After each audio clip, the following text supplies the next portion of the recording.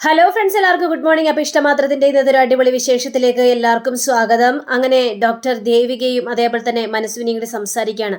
നിങ്ങൾ എന്തും പറഞ്ഞുകൊണ്ട് ഇങ്ങോട്ട് വന്നിരിക്കുന്നത്, എനിക്ക് നിങ്ങളുടെ വായിൽ നിന്ന് ഒന്നും കേൾക്കാനില്ല, നിങ്ങൾ ഇവിടെ നിന്ന് ഇറങ്ങി പോയിക്കണ്ടേ എന്നിങ്ങനെ പറയാണ്. ആഹോ, നിങ്ങൾ ഈ കാര്യം പറഞ്ഞുകൊണ്ട് എന്നെയും കാണാൻ വന്നിട്ടുണ്ടല്ലോ, നിങ്ങളിതിനെ എന്നോട് ഇറങ്ങി പോകാനായിട്ട് പറയുന്നത് അല്ല. ഞാൻ കാണാൻ വേണ്ടി വന്നു കഴിഞ്ഞപ്പോഴേക്കും നിങ്ങൾ ഇതേപോലെ എന്നോട് ഇറങ്ങിപ്പോകാൻ പറഞ്ഞല്ലോ. ഞാൻ പറയുന്നത് എന്തെങ്കിലും കേൾക്കാനായിട്ട് നിങ്ങൾ തയ്യാറായോ? പിന്നെ എന്തിനാ എൻ്റെ വീട്ടിലേക്ക് എഴുന്നള്ളിയിരിക്കുന്നതെന്ന് ചോദിച്ചപ്പോഴേക്കും ഈഷിതയുടെ കാര്യം സംസാരിക്കാൻ വേണ്ടി തന്നെയാണ്. എനിക്കിനി ഈ കള്ളം മറച്ചു വെക്കാനായിട്ട് പറ്റില്ല. നിങ്ങളിതിലൊരു തീരുമാനം എടുത്തേ മതിയാവുള്ളൂ. എന്ത് തീരുമാനം? ഏതായാലും നിങ്ങൾ ഡോക്ടറാണ്. ഞാൻ പറയുമ്പോൾ നിങ്ങൾ അതേപോലെയൊക്കെ അനുസരിക്കോ? നിങ്ങളോട് ആര് പറഞ്ഞു ആ സമയത്ത് അവൾക്ക് അമ്മയാകാൻ കഴിയില്ലെന്ന് പറയാനായിട്ട്? നിങ്ങളോട് ആര് പറഞ്ഞു എന്നൊക്കെ മനസ്വിനി വല്ലാത്ത രീതിയിൽ സംസാരിക്കാണ്. അപ്പോഴാണ് നമ്മുടെ മാധവിൻ്റെ വരവ്. അപ്പോൾ മാധവ് ഇഷിത എന്നൊക്കെ കേട്ട് കഴിഞ്ഞപ്പോഴേക്കും എന്താണ് ഇവർ പറയുന്നത് അറിയാൻ വേണ്ടി അവിടെ തന്നെ നിൽക്കുകയാണ്. ഡോക്ടർ ദേവിക ഉണ്ടല്ലോ കൂടെ. അപ്പോൾ ദേവികയുടെ പിന്നാലെ കുറേ നാളായല്ലോ ഈ മാധവ് നടക്കാനായിട്ട് തുടങ്ങിയിരിക്കുന്നത്. അപ്പോൾ എന്താണെന്നറിയാൻ വേണ്ടി രണ്ടും കൽപ്പിച്ച് തന്നെയാണ് മാധവ് അവിടെ തന്നെ നിൽക്കുന്നത്. അപ്പോൾ നമ്മുടെ ഈ ദേവിക പറയാണ്, നിങ്ങൾ ചെയ്തത് വളരെ ക്രൂരമായ കാര്യമാണ്. ഇപ്പം അതിനെക്കുറിച്ച് ആലോചിക്കുമ്പോൾ എൻ്റെ മനസ്സ് കിടന്ന് വേദനിക്കുകയാണ്. അതുകൊണ്ട് ഇഷിതയോട് എങ്ങനെയെങ്കിലും എനിക്ക് ഈ സത്യങ്ങൾ പറഞ്ഞേ മതിയാവുള്ളൂ. എൻ്റെ കൊച്ചുമോൾ ഓർത്തെങ്കിലും അവളെ എൻ്റെ മകളോട് ഞാൻ ഈ സത്യങ്ങളെല്ലാം പറഞ്ഞു പോയി. കാരണം ഇപ്പം അവൾ പറയുന്നത് എങ്ങനെയെങ്കിലും ഇഷിതയുടെ കാല് പിടിച്ചെങ്കിലും മാപ്പ് പറയണമെന്നാണ്. എന്നിട്ട് ഇഷിതയുടെ സത്യം തുറന്നു പറയണമെന്നാ. അവളുടെ റൂമിൻ്റെ വാതിക്ക് വരെ ഞാൻ പോയി സത്യങ്ങൾ തുറന്നു പറയാനായിട്ട്. എന്നിട്ട് എന്ത് പറ്റി സത്യങ്ങൾ തുറന്നു പറയാനായിട്ട് പറ്റിയില്ലല്ലേ? അതിന് ഡോക്ടർ ദേവികയ്ക്ക് കഴിയുന്നില്ല, ധൈര്യമില്ല. അതെ, എനിക്ക് ധൈര്യമില്ല. അതുകൊണ്ടാണല്ലോ ഇപ്പം ഞാൻ നിങ്ങളുടെ മുന്നിൽ വന്നിരിക്കുന്നത്. നിങ്ങൾ ആഗ്രഹിച്ചതുപോലെ തന്നെ നിങ്ങളുടെ മരുമകളായിട്ട് ഇഷിതയെ ഈ വീട്ടിലേക്ക് കയറ്റാൻ പാടില്ലെന്ന് നിങ്ങൾ ആഗ്രഹിച്ചായിരുന്നു. അത് നടന്നല്ലോ. പിന്നെ എന്തിനാണ് ആ കുട്ടിയുടെ ജീവിതം ഇങ്ങനെ തകർത്തുകൊണ്ടിരിക്കുന്നത്? അവള് സത്യങ്ങൾ തിരിച്ചറിയട്ടെ എന്നേ. ഇത് കേട്ട് കഴിഞ്ഞപ്പോഴേക്കും നമ്മുടെ മനസ്വിനിയാണെങ്കിൽ അതെ, അവളുടെ കല്യാണം കഴിഞ്ഞല്ലോ. അവളെ കല്യാണം കഴിഞ്ഞിട്ടും അവളും അവളെ ഭർത്താവും തമ്മിൽ യാതൊരു ബന്ധവുമില്ല. ഇപ്പോഴും അന്യയെ പോലെ തന്നെയാണ് കഴിയുന്നത്. സത്യമാണ് നിങ്ങൾ പറഞ്ഞത്? അവർ തമ്മിൽ യാതൊരു ബന്ധവുമില്ലേ? ഇല്ലെന്നേ, യാതൊരു ബന്ധവുമില്ല. പിന്നെ അവൾക്ക് കുഞ്ഞുണ്ടായാൽ എന്ത്, കുഞ്ഞില്ലെങ്കിൽ എന്ത്? അവൾക്ക് പ്രസവിക്കാൻ പറ്റില്ല എന്ന് നിങ്ങളൊരു കള്ളം പറഞ്ഞു. അതോടെ തീർന്നു എന്നേ. ഇത് കേട്ട മാധവ് ആകെ ഞെട്ടിപ്പോവാണ്. കാരണം തൻ്റെ അമ്മ ഇത്രയും നുണച്ചിയായിരുന്നോ തൻ്റെ ജീവിതം തകർത്തത്? അപ്പൊ തൻ്റെ അമ്മയാണെന്ന് തന്നെ ഈ മാധവിന് മനസ്സിലാകുകയാണ്. അപ്പോഴേക്കും ഡോക്ടർ ദേവിക, ഹോഹോ, അപ്പം അങ്ങനെയാണ് സംഭവങ്ങൾ അല്ലേ? ഇഷിതയും ഭർത്താവും ഒന്നിച്ച് ജീവിച്ചിട്ടില്ലല്ലേ? എങ്കില് ഇഷിതയോട് സത്യങ്ങൾ തുറന്നു പറഞ്ഞേ മതിയാവള്. അവൾക്ക് യാതൊരു കുഴപ്പമില്ല, അവൾക്കൊരമ്മയാകാൻ സാധിക്കുമെന്ന് അവളോട് തുറന്നു പറഞ്ഞേ മതിയാവുള്ളൂ എന്ന് ഡോക്ടർ ദേവിക പറയുമ്പോഴും തകർന്ന് മനസ്സോടെ നിൽക്കുകയാണ് മാധവ്. വീണ്ടും എന്താണ് പറയുന്നത് അറിയാൻ വേണ്ടി തന്നെ നിൽക്കാം. അപ്പോൾ മനസ്സിന് പറയാണ്, ഇതേ നിങ്ങൾ അനാവശ്യമായ കാര്യങ്ങളൊന്നും ചിന്തിച്ചു കൂട്ടണ്ട. എനിക്ക് ഏതായാലും അവളുടെ മുന്നിൽ പോയെന്ന് പറയാനൊന്നും പറ്റിയൊന്നുമില്ല. നിങ്ങൾ പറയില്ലേ, നിങ്ങൾ ഇഷിതയോട് പറയില്ല. എനിക്ക് ഇഷിതയോട് തുറന്നു പറയാനായിട്ട് സാധിക്കത്തുമില്ല. എൻ്റെ മനസ്സ് കുറ്റബോധം കൊണ്ട് നീറുകയാണ്. അവളുടെ മുഖത്ത് പോലും നോക്കാൻ പറ്റാത്തൊരവസ്ഥയായിട്ടാണ് ഞാൻ നിൽക്കുന്നത്. എനിക്ക് ഇനി ഇഷിത ഈ സത്യങ്ങൾ അറിയണം എന്നൊരു ചിന്ത എൻ്റെ മനസ്സിലുണ്ട്. പക്ഷേ അത് നിങ്ങളായിട്ട് തന്നെ പറയണം. നിങ്ങളൊന്ന് പൊയ്ക്കണ്ടേ? ഇവിടെ നിന്ന് ചുമ്മാ തർക്കിച്ചു കൂട്ടാതെ നിങ്ങൾ പോകാൻ നോക്ക്. ശരി, നിങ്ങൾ ഇഷിതയോട് പറയണ്ട. പക്ഷേ ഈ സത്യങ്ങൾ മുഴുവനും ഞാൻ മാധവിനോട് പറയും. നിങ്ങൾക്കറിയാലോ, ഈ ഒരു കാര്യങ്ങൾ ഡൗട്ട് അടിച്ചിട്ട് മാധവ് എൻ്റെ പിന്നാലെ നടക്കുന്ന കാര്യം പല പ്രാവശ്യം അവൻ എന്നെ കാണാനും വന്നിട്ടുണ്ട്. അപ്പോഴൊക്കെ ഞാൻ അവനെ പറഞ്ഞു വിടുകയാണ് ചെയ്തത്. ഇനി അതൊന്നും നടക്കാൻ പോകുന്നില്ല. ഞാൻ അവനോട് എല്ലാ സത്യവും തുറന്നു പറയും. പിന്നെ അവൻ ഈ ഭൂമിയിൽ ഏറ്റവും കൂടുതൽ വെറുക്കാനായിട്ട് പോകുന്നത് നിങ്ങളെ തന്നെയായിരിക്കും. പിന്നെ അവനൊരു ജീവിതം ഉണ്ടാവില്ല. ഇത് കേട്ടുകഴിഞ്ഞപ്പോഴേക്കും മനസ്വിനി ആകെ വിറച്ച് വല്ലാത്തൊരവസ്ഥ നിൽക്കുകയാണ്. എന്താ, നിങ്ങൾ ഇഷിതയോട് പറയുന്നോ അല്ലെങ്കിൽ ഞാൻ മാധവിനോട് പറയണോ? ശരി, നിങ്ങൾക്കതാണ് താല്പര്യമെങ്കിൽ ഞാൻ മാധവിനോട് പറയാം. എന്നിട്ട് അവൻ സത്യങ്ങൾ അറിയട്ടെ. സ്വന്തം മകനെ ചതിച്ചത് അമ്മ തന്നെയാണെന്ന് അവൻ അറിയട്ടെ എന്നേ. ഇത് കേട്ടുകഴിഞ്ഞപ്പോഴേക്കും ഡോക്ടർ ദേവിക, സംഭവിച്ചല്ല സംഭവിച്ചു. മാധവ് യാതൊരു കാരണവശാലും ഈ സത്യങ്ങൾ അറിയാനായിട്ട് പാടില്ല. എങ്കിൽ പിന്നെ നിങ്ങൾ ഇഷിതയോട് പറയുന്നേ. ശരി, ഞാൻ ഇഷിതയോട് പറയാം. ഇതൊക്കെ കേട്ട് കഴിഞ്ഞപ്പോഴേക്കും പിന്നെ മാധവനോട് പിടിച്ചു നിൽക്കാനായിട്ട് കഴിഞ്ഞില്ല. തന്നോട് ഇത്രയും വലിയൊരു ചതിയാണ് തൻ്റെ പെറ്റമ്മ ചെയ്തതെന്ന് അറിഞ്ഞു കഴിഞ്ഞപ്പോഴേക്കും മാധവ അവിടെ നിന്ന് സ്ഥലം വിടുകയാണ്. അപ്പോൾ വീണ്ടും മനസ്വിനി ദേവികയുടെ കാല് പിടിക്കുകയാണ്. ഞാൻ പറഞ്ഞല്ലോ, ഞാൻ എങ്ങനെയെങ്കിലും കണ്ട് ദേ ഇഷിതയോട് സത്യങ്ങളെല്ലാം തുറന്നു പറഞ്ഞോളാം. പറ, സത്യങ്ങളെല്ലാം തുറന്നു പറ. നിങ്ങൾ സത്യങ്ങളെല്ലാം പറഞ്ഞതിന് ശേഷം എന്നെ വിളിക്കണം. വിളിച്ചിട്ട് നിങ്ങൾ ഇഷിതയോട് പറഞ്ഞുവെന്നും ഇഷിത സത്യങ്ങളെല്ലാം അറിഞ്ഞുവെന്നും ഞാൻ അറിയണം. ശരി, ഞാൻ നിങ്ങളെ വിളിക്കാം. എന്നാൽ മാത്രമേ എനിക്ക് സമാധാനം ഉണ്ടാവുള്ളൂ. അവൾ അറിയട്ടെ അവൾക്കൊരമ്മയാകാൻ കഴിയുമെന്ന്. അതറിഞ്ഞ് അവൾ സന്തോഷിക്കട്ടെ. അതെനിക്ക് കാണണം എൻ്റെ കണ്ണുകൾ കൊണ്ട് തന്നെ.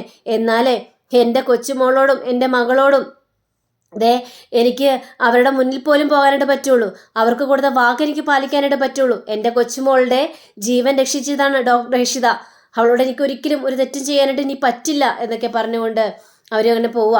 അങ്ങനെ ഈ മാധവാണെങ്കിൽ കുറച്ച് കഴിഞ്ഞപ്പോഴേക്കും കുടിച്ച് ലെക്ക് കെട്ട് പെരുവഴി കൂടി ഇങ്ങനെ നടക്കുക. അപ്പോൾ കൂട്ടുകാരന്മാരെല്ലാം ഓടി വന്നിട്ട്, എടാ മാധവേ, നീ എന്താണ് ഈ കാണിച്ചു കൂട്ടുന്നത്? നീ ഇത് ഭയങ്കര ഓവറാണ് കേട്ടോ.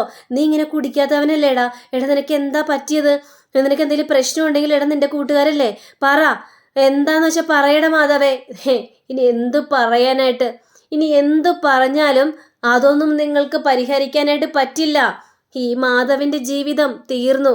ഈ മാധവ് ശപിക്കപ്പെട്ടവനാണ്. ഈ മാധവിനെ എല്ലാവരും കൂടി ചതിച്ചു. ഇനി നിങ്ങളോടൊന്ന് സത്യം പറഞ്ഞിട്ട് കാര്യമില്ല.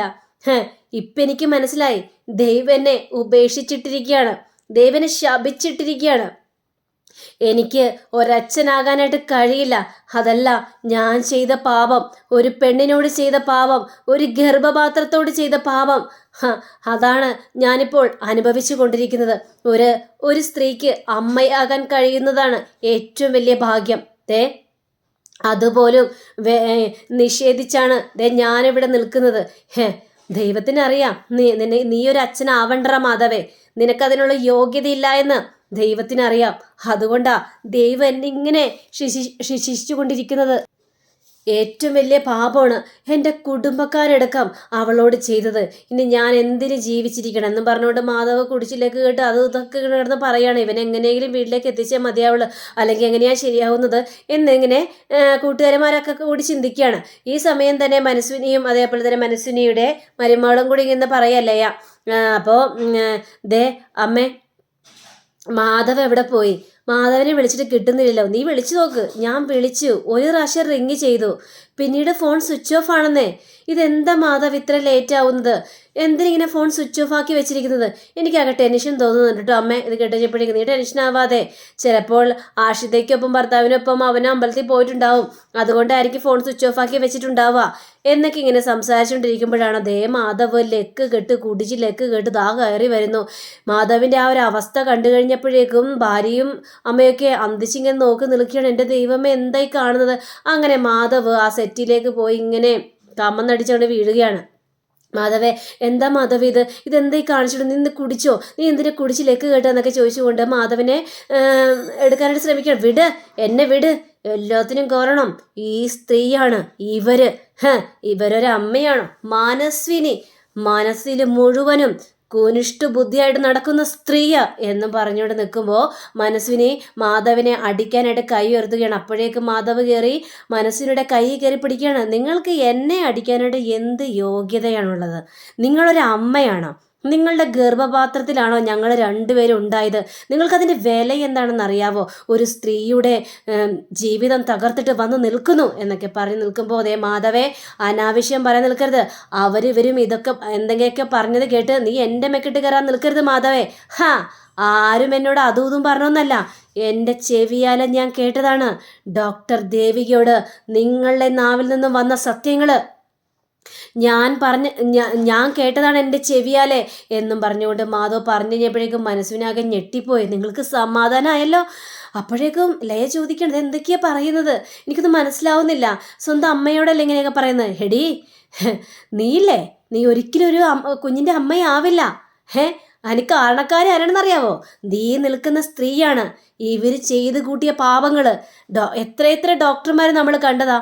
നമുക്ക് രണ്ടുപേർക്കൊരു കുഴപ്പമില്ലെന്ന് പറഞ്ഞതാ. എന്നിട്ടും നമുക്കൊരു കുഞ്ഞ് ജനിക്കാത്തത് എന്താ? അത് ഇവർ ചെയ്ത പാപങ്ങൾ മുഴുവനും നമ്മുടെ തലയിലാണ് കുതിച്ചു കയറി വന്നിരിക്കുന്നത്. മനസ്വിനി അമ്മേ, ദേ ഇവളോട് ചെയ്തതും നിങ്ങൾ ചെയ്ത ഏറ്റവും വലിയ തെറ്റാണ്. ദേ അത് നിങ്ങൾ മറക്കാൻ നിൽക്കരുത്. നിങ്ങൾ ഈഷിതയ്ക്ക് ഒരു അമ്മയാകാനായിട്ട് പറ്റില്ലെന്ന് എല്ലാവരുടെ മുന്നിൽ കള്ളം പറഞ്ഞു. എന്നിട്ട് എന്തായി? നിങ്ങളുടെ മകന് ഒരച്ഛനാകാനായിട്ട് കഴിയുന്നുണ്ടോ? ഇല്ലല്ലോ. ആ ശാപങ്ങൾ മുഴുവനും ഞങ്ങളുടെ തലയിലാ വന്ന് കുതിച്ചത്. ഇപ്പൊ സമാധാനമായല്ലോ. എൻ്റെ ജീവിതം തകർത്തപ്പോൾ നിങ്ങൾക്ക് സമാധാനമായല്ലോ. അവൾ ഈ വീട്ടിലേക്ക് മരുമകളായിട്ട് കയറി വരാൻ പാടില്ലെന്ന് നിങ്ങൾക്ക് ആഗ്രഹമായിരുന്നു. ഇപ്പോൾ നിങ്ങൾ കണ്ടുപിടിച്ചൊരു പെണ്ണിനെ ഞാൻ കല്യാണം കഴിച്ചു. എന്നിട്ട് നിങ്ങൾക്ക് ഞങ്ങളിൽ സന്തോഷം കണ്ടെത്താനായിട്ട് കഴിഞ്ഞോ? ഇല്ലല്ലോ. ഇതൊക്കെ നിങ്ങൾ ചെയ്തു കൂട്ടിയ പാപങ്ങളാണ്. പാപങ്ങൾ നിങ്ങൾ എവിടെ കൊണ്ടേ കഴുകി കളഞ്ഞാലും ഈ പാപങ്ങൾ തീരില്ല. നിങ്ങളെ അമ്മയെന്ന് വിളിക്കാനായിട്ട് എനിക്കിപ്പോൾ അറപ്പ് തോന്നുകയാണ്. അറപ്പ്. അത്രയ്ക്കും വൃത്തികെട്ടൊരു സ്ത്രീയാണ്. ഒരു പെണ്ണിൻ്റെ ജീവിതം വെച്ച് കളിച്ച് നിങ്ങളെയൊക്കെ എങ്ങനെയാണ് ഒരു സ്ത്രീയുടെ ഗണത്തിൽ കൂട്ടുന്നത് എന്ന് പറഞ്ഞുകൊണ്ട് മാധവ് വായ തോന്നിയ കാര്യങ്ങൾ മുഴുവനും വിളിച്ചു പറയാണ്. മനസ്വിനിക്കാണെങ്കിൽ ആകെ സങ്കടം തോന്നുകയാണ്. കാരണം മാധവ് ഈ സത്യങ്ങൾ അറിയാൻ പാടില്ലെന്ന് തന്നെയായിരുന്നു മനസ്സിലൂടെ മനസ്സിലിരിപ്പ്. പക്ഷേ അറിഞ്ഞപ്പോഴത്തേക്കും ആകെ പ്രശ്നമായി തീർന്നിരിക്കുകയാണ്. ദേ ഇനി എനിക്ക് ഈ ജീവിതം ഉണ്ടാവില്ല. ഇനി എങ്ങനെ ജീവിക്കണമെന്ന് ഞാൻ തീരുമാനിച്ചോളാം. എൻ്റെ തന്നിഷ്ടത്തിന് ഞാൻ ജീവിക്കും. ഇനി നിങ്ങൾ ആഗ്രഹിച്ചതുപോലെ എനിക്കൊരു കുടുംബജീവിതം ഉണ്ടാവില്ല. എൻ്റെ ജീവിതം തകർത്ത് തരിപ്പണമാക്കില്ല. നിങ്ങൾ ആഘോഷിക്ക്, സന്തോഷിക്ക്, എല്ലാവരുടെയും ജീവിതം നിങ്ങൾ തകർക്ക്. എന്നിട്ട് ആഹ്ലാദിച്ച് കാലും കയറ്റി നിങ്ങൾ ഇരിക്കുക. അതാണ് നിങ്ങളുടെ മനസ്സിൽ ആഗ്രഹം എന്നൊക്കെ എനിക്ക് മനസ്സിലായി. ഇപ്പോഴെങ്കിലും ദൈവം എൻ്റെ മുന്നിൽ സത്യങ്ങൾ എത്തിച്ചില്ലേ? എനിക്കറിയാം അവളുടെ മനസ്സും എത്രമാത്രം വേദനിച്ചിട്ടുണ്ടെന്ന്. ദൈവമേ, ഞാനും എത്ര ചതിയനായിപ്പോയി, ഒരു വഞ്ചകനായിപ്പോയി. നിങ്ങൾ പറയുന്നതും കേട്ട് ഞാൻ ഇഷിതയെ ഉപേക്ഷിച്ചു. അവളെ ഞാൻ കൂട്ടിക്കൊണ്ട് വരണമായിരുന്നു. എല്ലാ സങ്കടങ്ങളും മറച്ചു വെച്ച്, എല്ലാ കുറവുകളും നികത്തി വെച്ച് ഞാൻ അവളെ കൂട്ടിക്കൊണ്ട് വരണമായിരുന്നു. അങ്ങനെയായിരുന്നെങ്കിൽ ദൈവം എനിക്ക് ഇങ്ങനൊരു വിധി തരില്ലായിരുന്നു എന്ന് പറഞ്ഞുകൊണ്ട് മാധവ് ഭയങ്കര രീതിയിൽ സംസാരിക്കുകയാണ്. അപ്പോൾ എങ്ങനെയും പറഞ്ഞുകൊണ്ട് അങ്ങനെ മാധവ് പോയി കഴിഞ്ഞപ്പോഴേക്കും മനസ്വിനി ഇരുന്നെങ്കിൽ പൊട്ടിക്കരയാ. എല്ലാം അറിഞ്ഞല്ലോ, ഇനിയൊരു ജീവിതം ഉണ്ടാവില്ലെന്നൊക്കെ അറിഞ്ഞ് ഭയങ്കര സങ്കടപ്പെട്ട് ഇങ്ങനെ കരയുകയാണ്. അപ്പോൾ അങ്ങനെയും കാണിച്ചുകൊണ്ടാണ് അപ്പോൾ പിന്നീട് കാണിക്കുന്നത് നമ്മുടെ മഹേഷിനെയാണ്. അപ്പോൾ മഹേഷ് ഇങ്ങനെ ഉറക്കത്തിലാണ്, ഇങ്ങനെ ചാരിക്കിടന്ന് ഇങ്ങനെ ഉറങ്ങാണ്. അപ്പോൾ ചാരിക്കിടന്ന് ഉറങ്ങുന്ന സമയത്താണ് പ്രിയാമണി അങ്ങോട്ട് വരുന്നത്. പ്രിയാമണി, മഹേഷേ എന്നും പറഞ്ഞിട്ട് വിളിക്കാം. അമ്മ വീണ്ടും വന്നോ എന്നിങ്ങനെ ചോദിക്കുകയാണ്. അപ്പോൾ പ്രിയാമണിയുടെ കയ്യിൽ കുറച്ച് കഞ്ഞിയൊക്കെ ഉണ്ട്. അപ്പോൾ കഞ്ഞിയൊക്കെ എന്നെ വെച്ചിരിക്കുക. ഈ മനുഷ്യനെ ഏറ്റവും വലിയ ഇതെന്താണെന്നറിയാവോ? അവനെ എപ്പോഴും കുറ്റപ്പെടുത്തുക, അവൻ്റെ തെറ്റുകളൊന്നും മനസ്സിലാക്കാതെ കാര്യങ്ങളെല്ലാം സംസാരിക്കുക. മഹേഷേ, അതൊക്കെ പറയാൻ വേണ്ടി തന്നെയാണ് ഞാനിപ്പോൾ ഇങ്ങോട്ട് വന്നത് എന്ന് പ്രിയാമണി പറയാ. അപ്പം അങ്ങനെയും കാണിച്ചുകൊണ്ടാണ് നമ്മുടെ ഇന്നത്തെ റിവ്യൂടെ അവസാനിച്ചിരിക്കുന്നത്.